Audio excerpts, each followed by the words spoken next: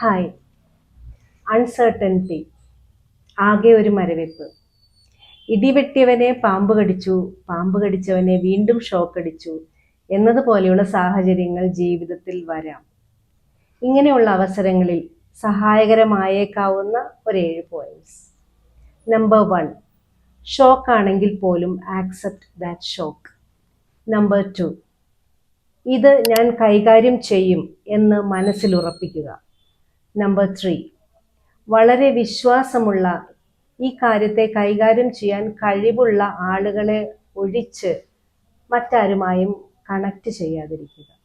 Number 4, അങ്ങനെ ഒരു സ്ഥലമില്ല എന്നുണ്ടെങ്കിൽ ബുദ്ധിമുട്ടാണെങ്കിലും സ്വയം കരുത്താർജിച്ച് കാര്യങ്ങളെ വിലയിരുത്തുക. നമ്പർ 5, തെറ്റായ ആളുകളിലേക്ക് മെസ്സേജ് കമ്മ്യൂണിക്കേറ്റ് ചെയ്താൽ അവരിലുള്ളിലെ ഇൻസെക്യൂരിറ്റീസ് മുഴുവൻ നിങ്ങളിലേക്ക് കൊട്ടിച്ചൊരിയും.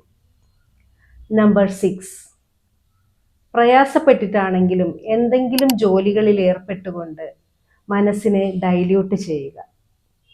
നമ്പർ 7, കുറച്ച് സമയം കഴിയുമ്പോൾ വ്യക്തത വരികയും വഴികൾ മുന്നിൽ തെളിയുകയും ചെയ്യും.